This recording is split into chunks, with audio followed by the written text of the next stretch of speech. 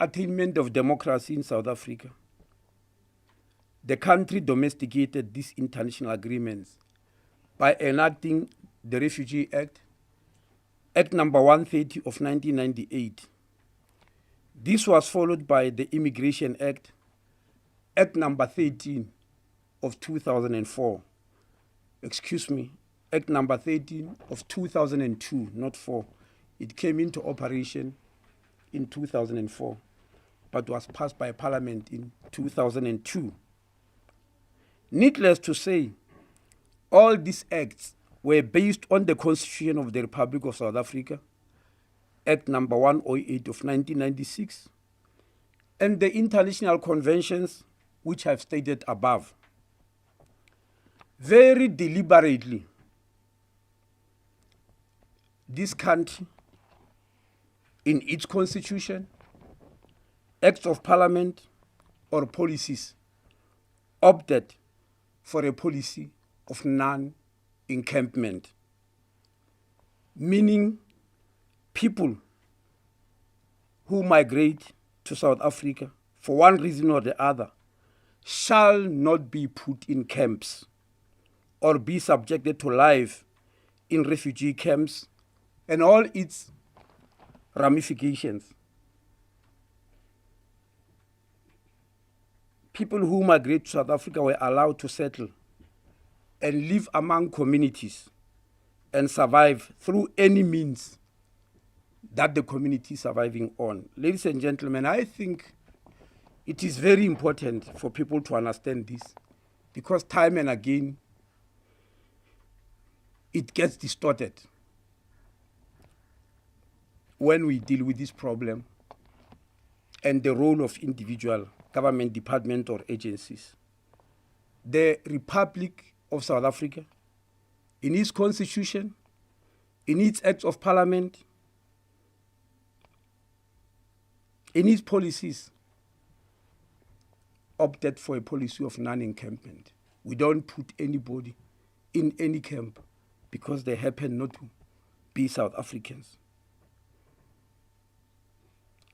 I think I need to repeat that it is extremely important to understand this, because many people, even the media, have persisted in characterizing the shelters in Cape Town as refugee camps, when there are no refugee camps anywhere in South Africa. I remember one day when I mentioned so, there was a headline in one publication that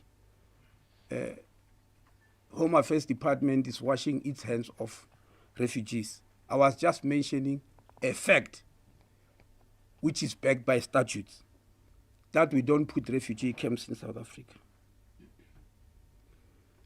But we know that there are hundreds of thousands, even millions, of refugees and asylum seekers living all over the cities, the farms, the rural areas, and villages of South Africa, and none of them has been subjected to any camp whatsoever. So what are we having in Cape Town? How did we develop to a situation where people in South Africa, even knowledgeable people who ought to know the law better, end up believing people are holed up in a refugee camp? Well, a group of immigrants falling in different categories of the asylum seeker and refugee regimes of the country, meaning some have earned the status of refugees and hence are under international protection. Some are asylum seekers looking for international protection, and others have come illegally in the country and are hence illegal immigrants under no legal regime. These groups I've mentioned came together and were holed up in the Methodist Church in Cape Town and claimed that they are being killed and need to be moved by United Nations to a third country of resettlement, This is how it all started in Cape Town some 2 years back. The United Nations High Commissioner for Refugees made it clear right from the onset that such a demand will never be met because resettlement to a third country happens under international law and under certain rules and conditions, which most of the protesters, if not all, who were holed up in that church in Cape Town, did not qualify for. So during their unwelcome stay in the church, the protesters split into factions, which unfortunately started fighting each other, further complicating the already complicated situation. These factions had ringleaders who fashioned themselves as refugee leaders. One faction was led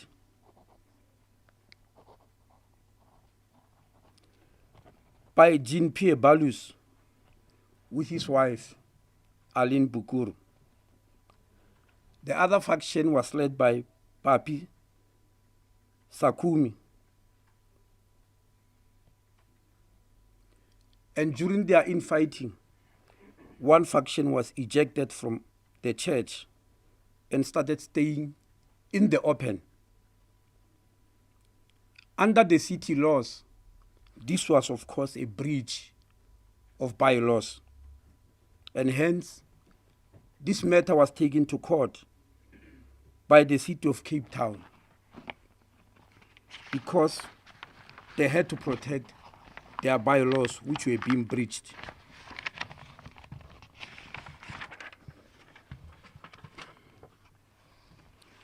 The court ruled that the protesters be removed, and the Portfolio Committee on Home Affairs, in a meeting which was also attended by whips of several political parties who are ordinarily not members of the Portfolio Committee, but came to attend this Portfolio Committee meeting because they were very angry. And as I said, they came from all political parties, if not most political parties in Parliament. The reason of their anger was what they witnessed on the screens on television screens, which was playing itself out in court in Cape Town. I might revisit this part later. But the committee after that meeting ruled that the protesters be integrated back into communities they came from. And if they refuse, be repatriated back to countries or countries of origin.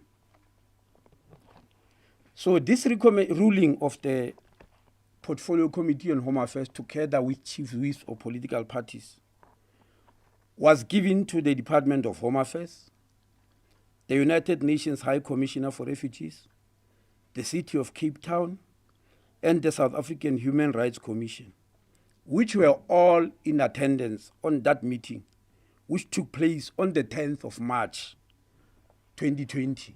That's last year. These entities I've mentioned, according to this ruling, were to work together to execute the task of reintegrating people back into communities or sending them back to country of origin if they refuse integration. And Parliament gave 30 days for this work to be executed. Unfortunately, 2 weeks into the 30 days, COVID-19 intervened. The country went into lockdown level 5 under the Disaster Management Act.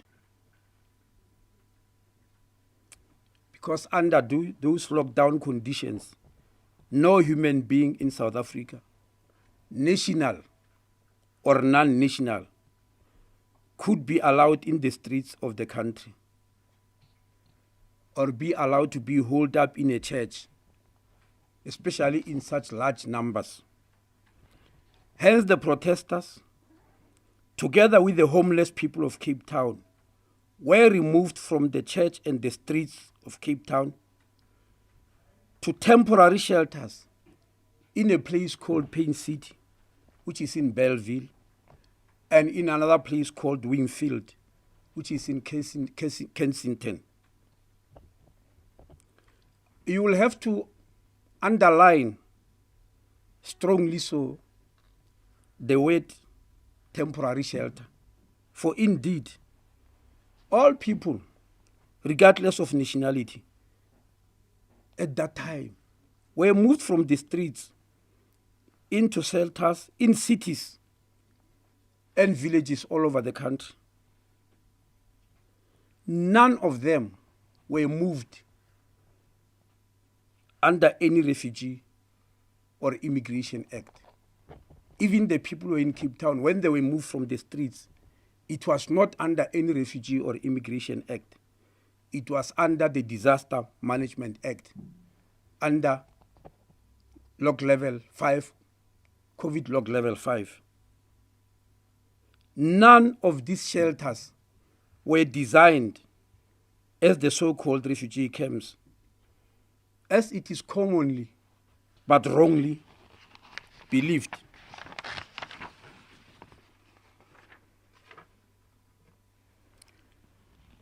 Now, when the country went down to log level 1, two government entities who were established by law to deal with immigration matters went down to the shelters specifically to deal with a specific group of people who happened to be migrant but had not completed the asylum seeker processes before the lockdown. I need to repeat this.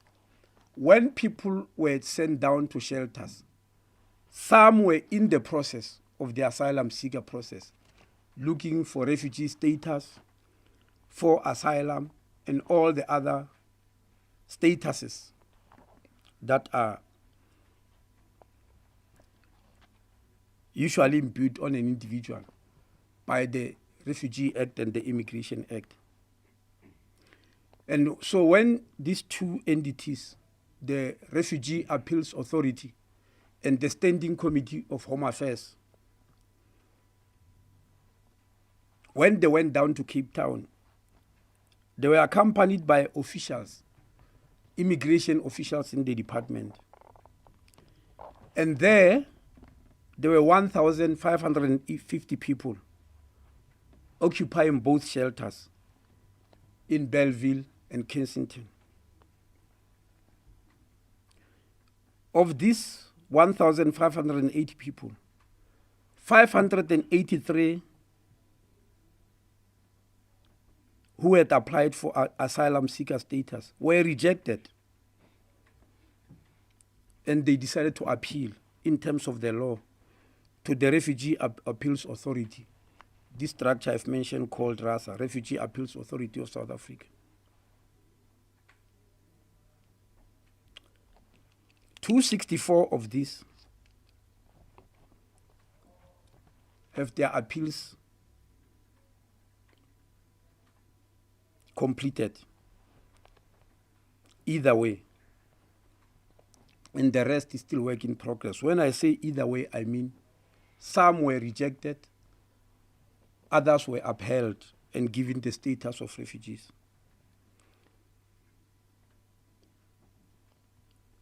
Of the 1,580 people again, 382 were rejected by refugee reception officers as not qualifying for refugee status.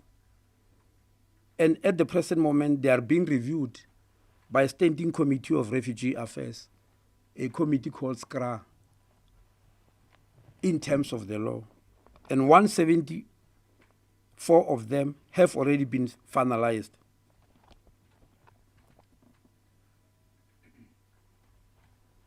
So as can be deduced from these facts, It means right from the beginning when people protested, there were people who did not qualify under any of the either the Immigration Act or the Refugee Act or even the United Nations Convention. Did not qualify for international protection. And some of them had already exhausted all the appeal processes. And so those who have been rejected, we subjected them to the judicial system. And this is what the law is saying in South Africa. If the Department of Home Affairs officials believe somebody does not qualify to be in the country, it is commonly believed that we just deport such people. No, that's not what the law says. You have got to go to a judicial officer, usually a magistrate, and present your case as the Department of Home Affairs. And the magistrate will decide whether they agree with you or not that such people will be deported. So since that period, when we went down to log level 1, 41 people were presented to the magistrates in and around Cape Town, and they agreed with us that they be deported accordingly. And hence they were taken to Lindela Repatriation Center. And the process of deportation started after consulting with the ambassadors from their various countries. In terms of the law again, the deported people, these 41, they include the ringleaders of this rebellion, which I've mentioned earlier, and who have fashioned themselves as fighting for a just cause for themselves and the protesters.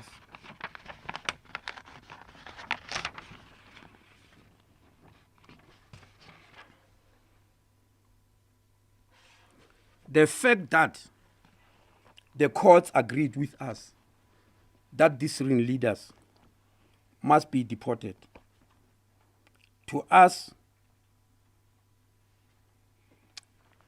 it shows that right from the beginning, there were imposters who don't qualify for any international protection. So the deported people include, number 1, Miss Aline Bukuru, who was deported 2 weeks ago from South Africa. You'll remember her as the lady who appeared on many TV channels many times as a champion of refugees. The court agreed with us on the facts presented to them by the refugee appeals authorities. The second is Papi Sakumi, who was deported on the same day with Miss Aline Bukuru. Papi Sakumi, as I said earlier, was leading the faction which was all over the street outside the church. The first ringleader, who I did not mention, Mr. Jean-Pierre Balous, had also exhausted his appeal processes and is liable for deportation from South Africa, but is still in jail for several criminal activities. You will remember him as the man who caused mayhem in court and disrupted court proceedings where judicial officers have to scuttle for safety when he appeared in court for criminal activities. And I said earlier that I'll revisit this. It is this action in court that caused many chief whips to attend the portfolio committee meeting of Home Affairs, which they don't usually attend.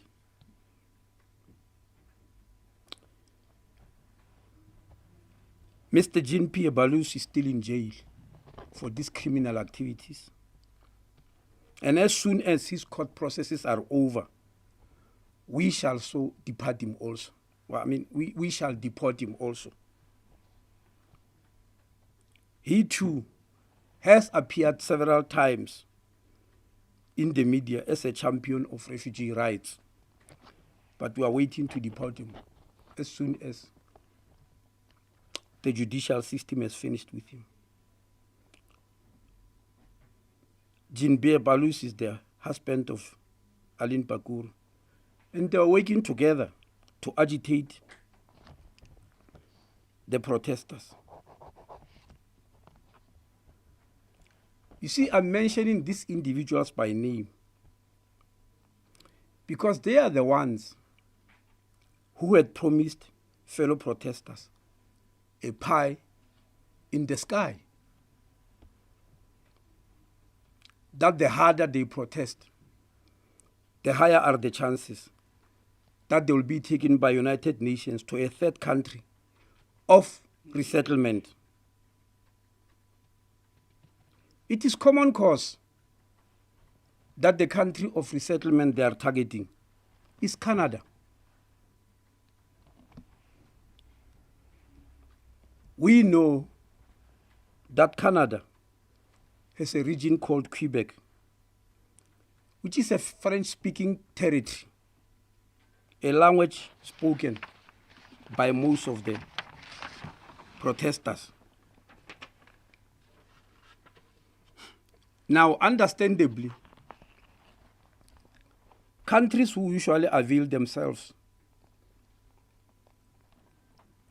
as willing to accept people for third country resettlement are usually rich and developed countries. I'm not sure whether there's any poor countries on this continent that went to United Nations and appended their names that they are ready to receive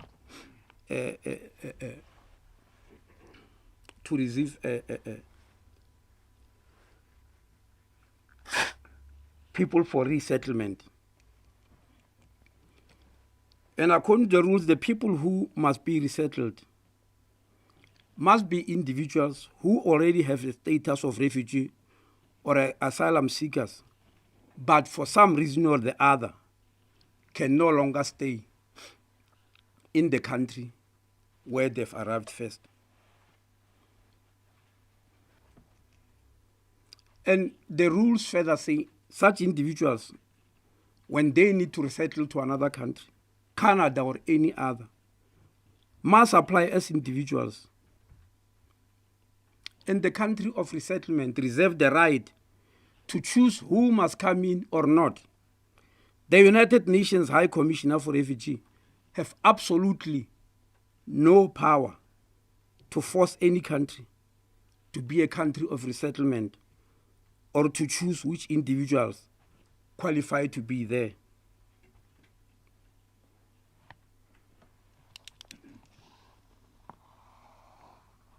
We are painfully aware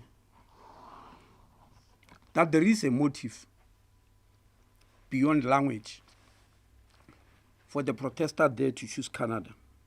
It's not only about the language. We are aware that in Quebec, the welfare system is far, far superior than what South Africa can afford, because Canada is a developed country. And this is the main motivation that the protesters have repeatedly and strenuously denied when we mentioned that we know that they wish to go to Canada. It's not an important matter for debate because we've been able to establish that.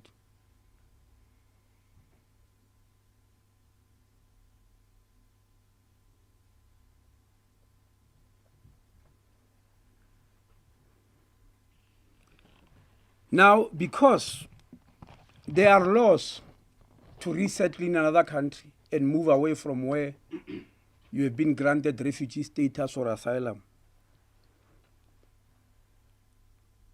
the United Nations have informed the protesters many times in letters and even in physical meetings with them before and during COVID-19 that this dream of being resettled in a third country is ill-conceived and will never happen now or at any other time. I'm emphasizing this because there are letters to that effect And there are envoys who have been sent to the protesters to inform them that it is rather an ill-conceived idea to believe you can protest and be sent to a rich country or any other country, which you just choose.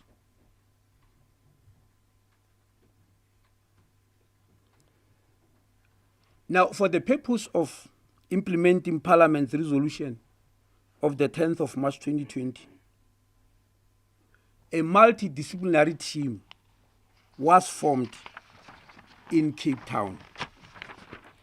And this team consisted of the Department of Home Affairs, the Department of Public Works and Infrastructure, the Department of Social Development, the Department of Health, the Western Cape Provincial Government, the City of Cape Town Metro, the United Nations High Commissioner for Refugees, and the South African Human Rights Commission. And I forgot, I skipped, unfortunately, by mistake, SAPS, the South African Police Services. This multidisciplinary team used to meet to discuss the way forward. Each team had a specific role to play according to their mandate, mostly informed by legislation. To shorten matters, I will specifically select the role played by United Nations High Commissioner for Refugees. The United Nations High Commissioner for Refugees concentrated on discussing with the protesters two issues. One, resettlement in communities in and around Cape Town. Two, voluntary repatriation back to country of origin if you believe resettlement to communities is not attractive for you. There is no third option which the United Nations gave. Please note, I'm not mentioning any option of resettlement in any country because it's not on the table. It's not going to happen. So there were only two issues. We settle you into the community where you came from, or you voluntarily repatriate. And I must state here, without any fear of contradiction, that the United Nations High Commissioner for Refugees has offered the protesters a very, very generous proposition. They have offered them that if they take the option of resettling in communities where they came from, the United Nations will pay for them a 3-month rental wherever they find accommodation. And in addition, the United Nations will supply them wherever they've settled with food for a period of 3 months while they are finding their feet or re-establishing themselves because they were established before. Let us remember that when the people went to protest in the church, they did not just fall from the sky, nor did they come from any country around the world and went straight into the church. No. They were staying in communities. Some were actually gainfully employed and staying in decent accommodation, I must state. Even now, we've been established that there are still people who stay in that camps and sleep there during the night. But during the day, they go to their place of employment because they are gainfully employed. So some were gainfully employed, as I said, and staying in decent accommodation. Their kids were going to school.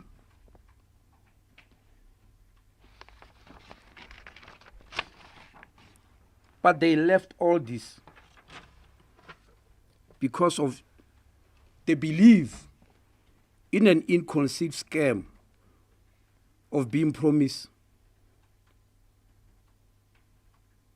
that there is a third country of resettlement where they will all go. The reason that some people go to sleep in those camps and wake up the following day and go to work but come back to the camps, is because they said they didn't want to lose out when this resettlement to the country of origin happens.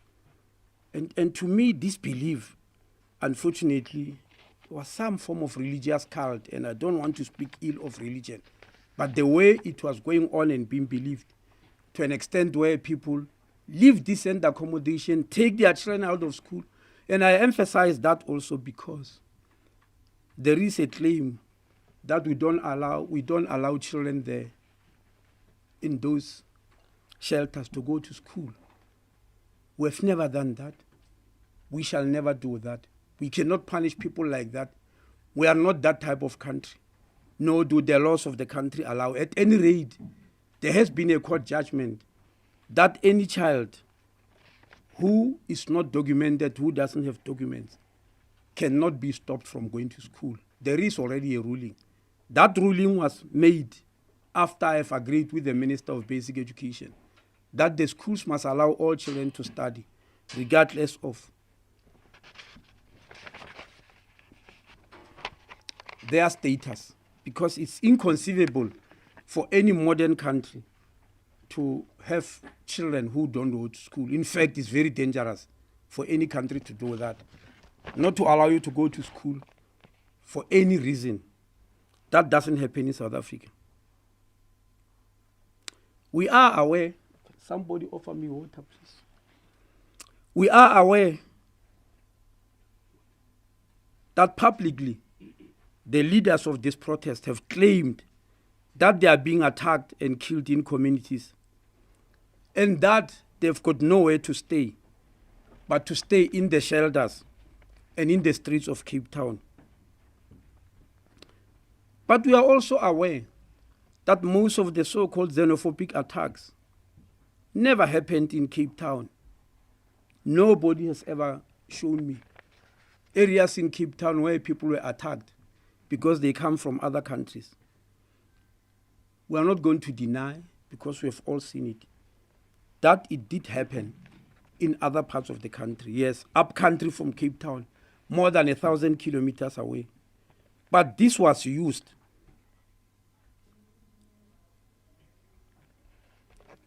to stage a protest,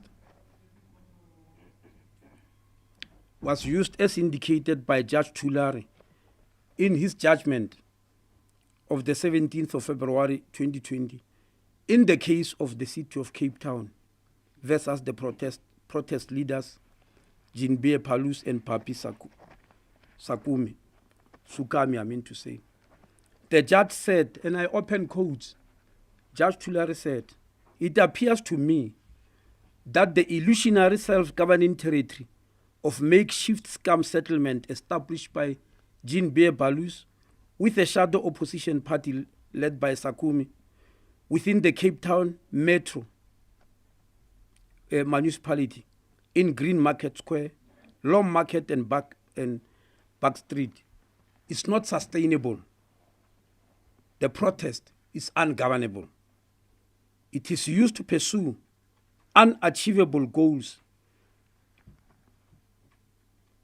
that may amount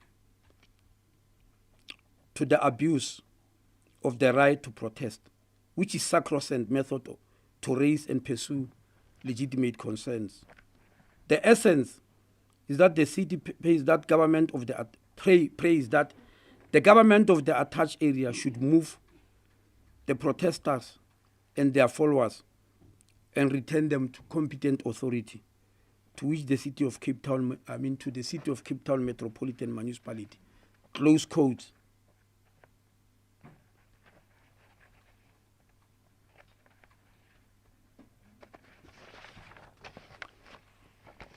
Now, the resettlement that I've mentioned, which the United Nations is conducting, is to actually say we are calling bluff to our reasoning for this protest. Now, I want to mention that the United Nations further offered that the people who don't take this offer of resettlement with a 3-month rental paid by United Nations, and 3 months food supply. If they don't choose that, then they can go back to country of settlement, and the United Nations will help them. And indeed, the United Nations High Commissioner for Refugees approached another UN agency, the International Organization on Migration, IOM, which offered each and every one of these protesters who is willing to take the offer plane tickets back home. The IOM said they will buy each one of them a plane ticket back home.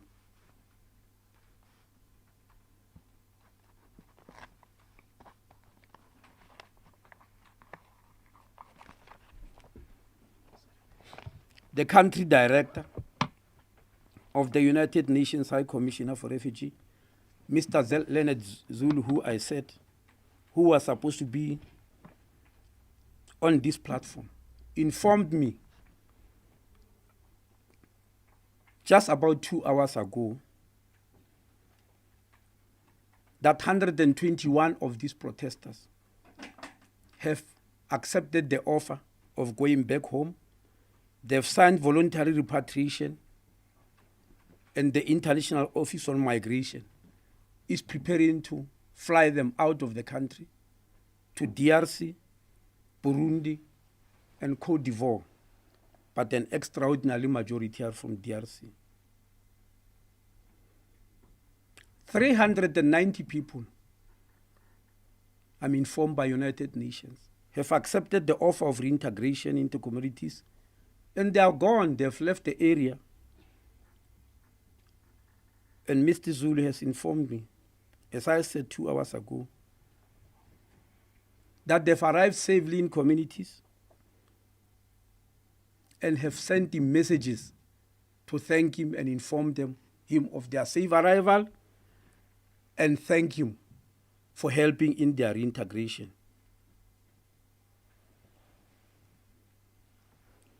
So the story that anybody who moved from those shelters to resettling communities will be killed have never materialized. And this is not because of our research, because Mr. Zulu said he has received those messages from the people who resettled, who said they are happily resettled and they are thanking him.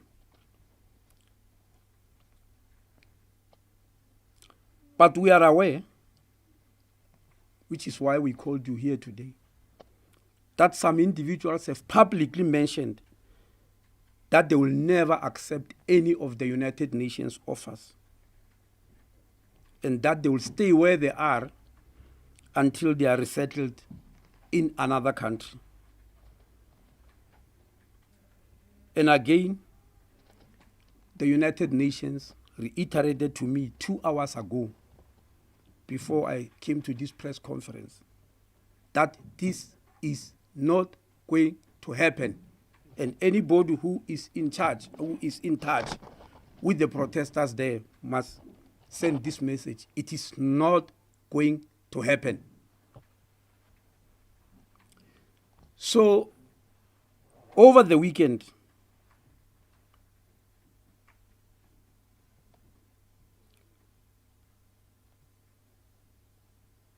we have decided that we are giving this United Nations offer and the International Organization on Migration offer a chance to unfold for a period of 2 weeks, starting from Thursday, the 15th of April. That's last week. We're counting from there. Meaning after the 15th of April, whoever chooses to stay there will be on their own, as all the government departments and agencies that are providing services there will fold and leave the area. Meaning the tents will be removed, The ablution facilities and showers will be no more. And whoever is left on the streets will be dealt with by the law enforcement agencies under the applicable legislation. I'm sure quite a number of people will believe the measures we've taken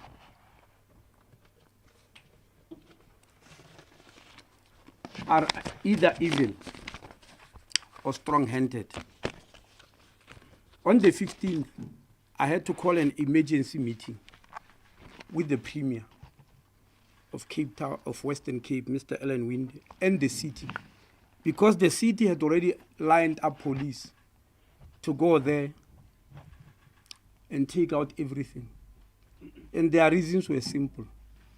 They've received a scathing attack from the Auditor General that the money they are spending there to provide services is irregular because it's not allowed under any law. I've already informed you, which a matter which many people did not take serious, that in terms of the law and the constitution in South Africa, there are no refugee camps.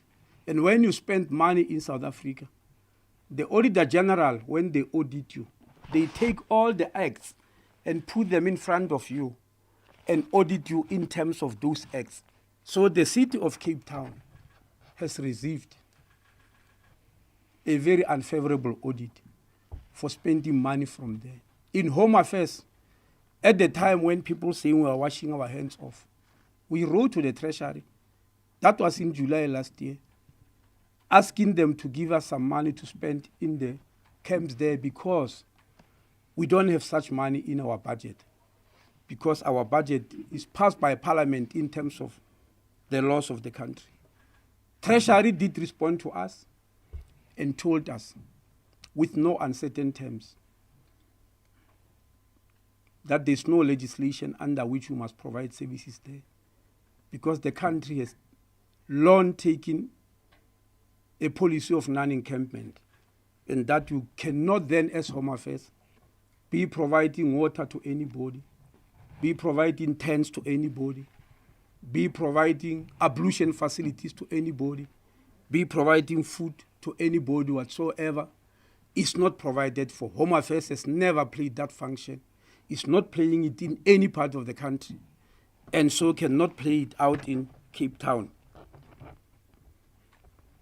But when the Department of Public Works, under a similar problem, took back the ablution facilities they've put up there, the United Nations came in and put them up for 90 days, after which they removed them.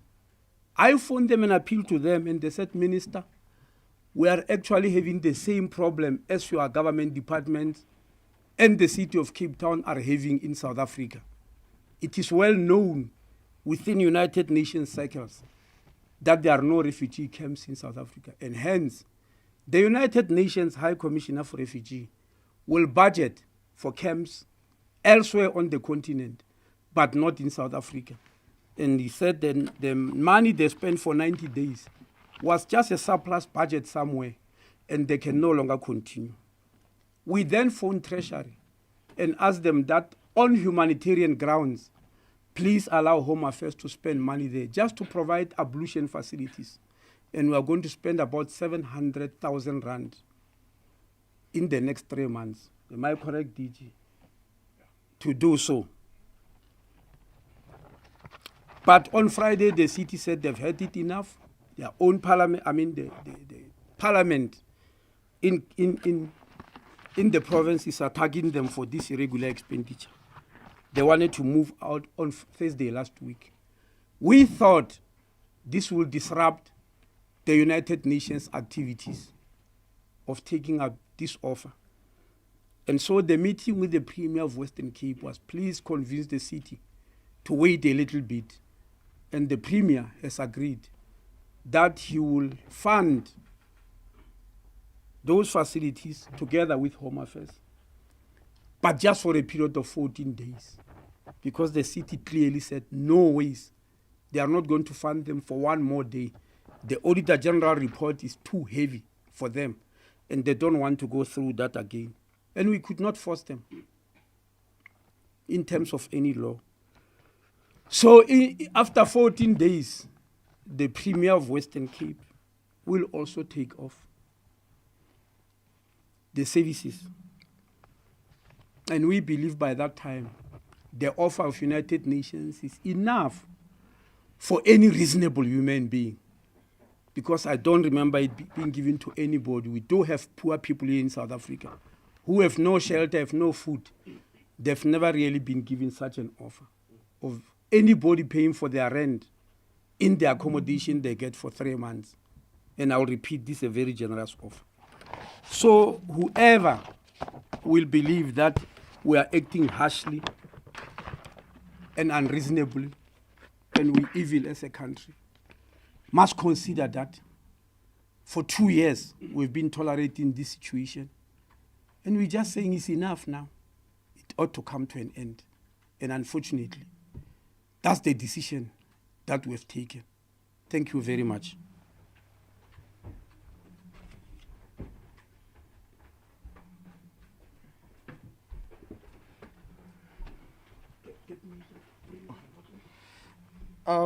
Thank you very much, Minister. Thank you very much, colleagues. We are now going to afford you an opportunity to ask some questions. Can you just indicate your name and which publication you represent? We'll start with a round of 3 questions. Do I have anyone who would like to ask questions of clarity or anything? No, I'm good. Okay, there's one. Anyone else? Okay, we have one. Barry? Thank you. Good afternoon, Minister. This is Barry Bateman from ENCA. If you can just give me a little bit of clarity on the numbers there. You were referring to 1,580 that had been identified at these locations collectively. Is that what the current number is, or what is the current number? Because you were talking about some that had already been repatriated, or deported rather. Then you say that there's already indication from some people at these camps or these facilities that they are simply not going to accept an offer. Do you have any indication at this stage of people who might be saying, right, we're going to take this up, and what that split is, either reintegrate or go back home? And then I suppose it's early, but given the threats from people who are saying they're not willing to reintegrate or take up the offer, it's and I'm sure you're aware of this, it has the potential to get quite ugly on that day when you remove the tents and remove those ablutions. How do you anticipate handling that? Thank you. Okay, thanks very much, Barry. Jabu, do we have some questions? Thank you, Sia. Yes, I have one question from Sandisiwe Shoa from Daily Maverick. Can I please get clarity? Is the minister saying Paint City and Wingfield will close down in 2 weeks? Okay. Thanks very much, Jabu. I've got a question from Mwangi from the Independent in Cape Town. It's linked to that one. He just wants to get an explanation around the deadline as to when the people in those facilities in Wingfield will be required to move. So those are the 5 questions. With that, I would invite you, Minister, to respond. Thank you.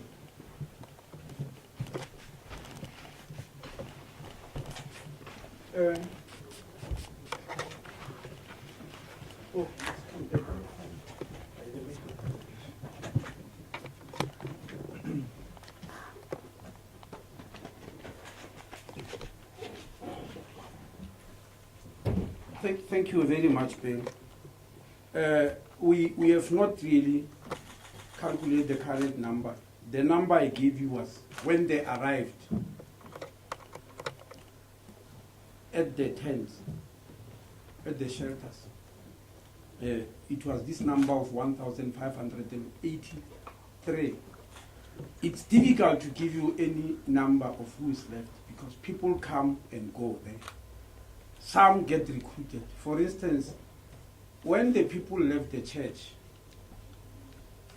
and those who were held around the police station, there were not 1,583 because Home Affairs did do an audit at that time. But people get recruited. I've told you the story of going to Canada. have grown very strong among some people. So the numbers are very fluid, and I wouldn't know at the present moment exactly what number is there. Especially that some, as we have seen, have actually left the tent and are sprawled out there in the streets. I was happy to see over the media that maybe I used the wrong word when I say I was happy. I noted over the media, not happy to see it. I must correct myself. Over the media, that they've now split again for the second time into two factions. And one faction is sitting there in the streets. But somebody mentioned, who's in the tent, that nobody expelled them. They moved out into the streets on their own. But unfortunately, they are causing havoc there. Because as it was said, it's going to be a complete health hazard. We don't know how they move there, but quite a number of strategies have been adopted over time as a means of pressure, especially using kids in the open. Because human beings who see that, whether in South Africa or over the world, will believe that the authorities are evil. They don't even care about children. You asked me how many people are prepared to take the offers.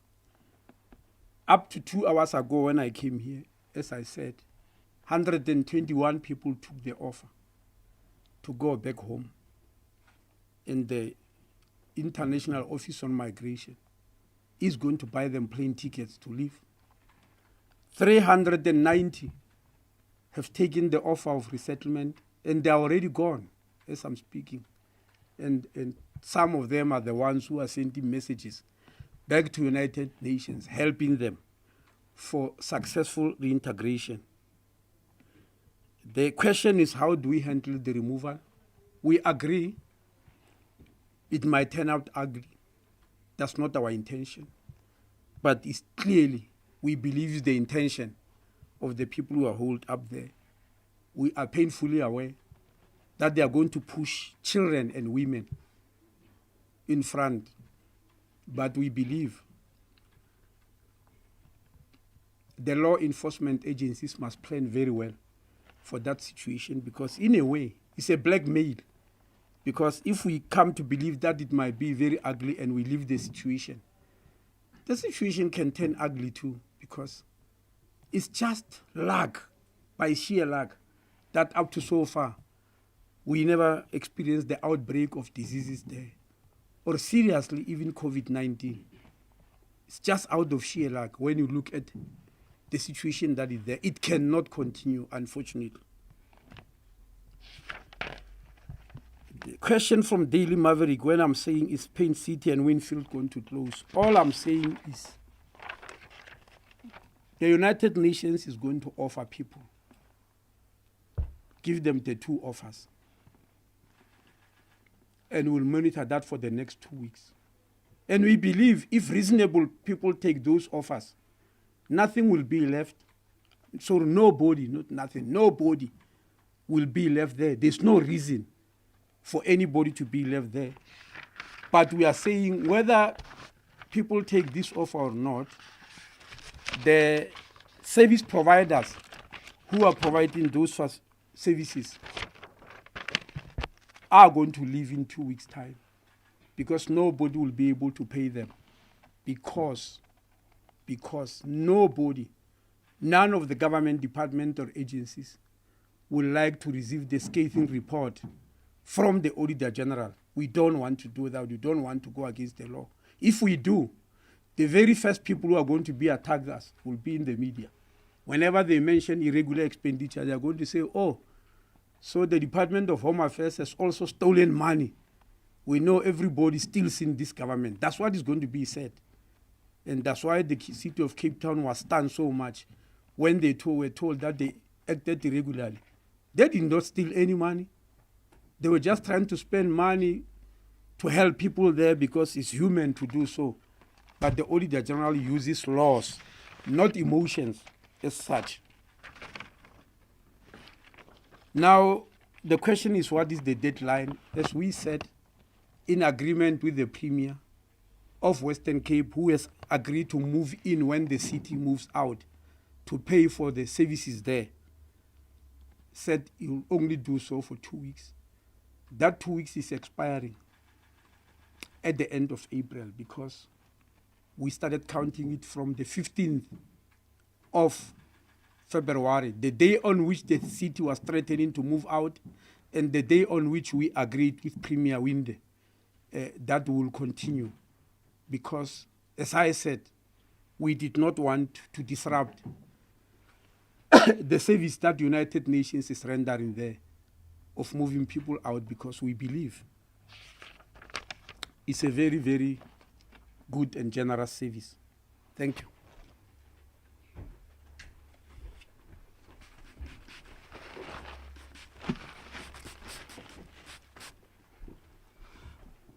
Thank you, Ishmael.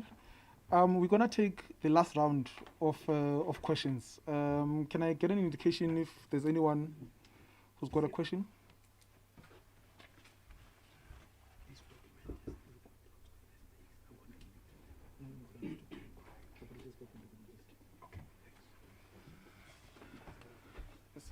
Okay, we've got Perry. Chabu? Nothing. Okay. Perry, this is the last round of questions. We'll take questions from Perry. The floor is yours. Minister, I'm going to take a bit of a chance here. Sorry, there we go, the mic is on. I'm going to take a bit of a chance here. My colleagues are out and about around the country looking at the effectiveness and the service delivery at our Home Affairs offices. One of the issues identified this morning, apparently there was a burglary over the weekend at the Belleville Home Affairs office, and your cameras were stolen. The cameras used to take the photographs of the people applying for various documents. This delayed this happened on Saturday night, but it delayed the ability to provide services this morning. So the question is, well, if you knew about this burglary on Saturday already, why has it taken only to Monday morning now to start scramble to try and get the cameras to try and provide the service to the public? Thank you. Okay, there's a question from Kaylin in Cape Town. She wants to know if the people who have been deported, they've been deported as individuals or as families. Okay. Kaylin is asking if the people who have been deported, if they've been deported as individuals or if they've been deported as families. Thank you.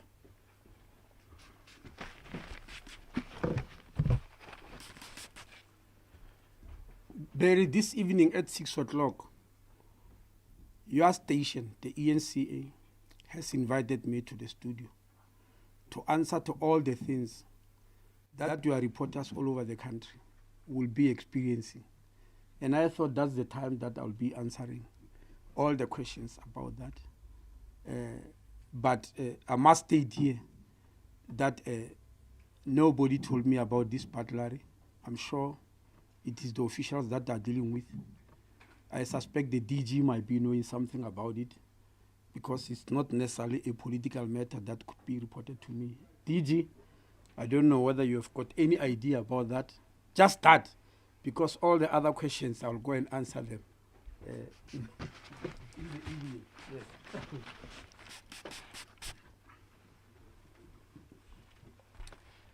Thank you so much, Barry.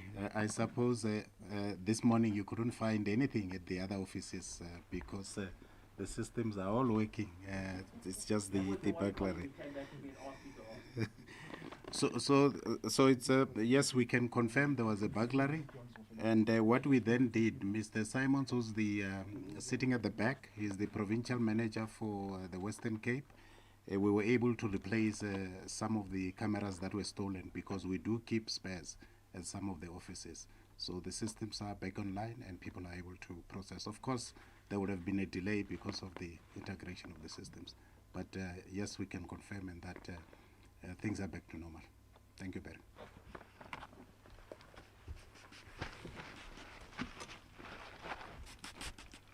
Yeah, the last question, if I'm not mistaken, is whether when we deport people, we deport families. I must state that perhaps my answer should be that it is both. In terms of South African law, when you attain a particular standard, status. If you win the status of a refugee, meaning you have won to be under international protection, then your family qualifies, especially the children. Children take status of their parents. If we deport you as a parent, unfortunately, we have got to deport the children if they are minors. If they are major, then they might apply for their own status as individuals. So we wouldn't like to separate families. We would like to deport them. For instance, if you are here in South Africa, you have won some status, and your spouse remain back home. When they come to South Africa, they are going to come on a spousal visa. That spousal visa is attached to you as a spouse, which means if you leave this country, then the spousal visa also expires because there's no reason for you to be on a spousal visa of a spouse that has left. So when we deport, we are likely to deport the whole family. Thank you very much.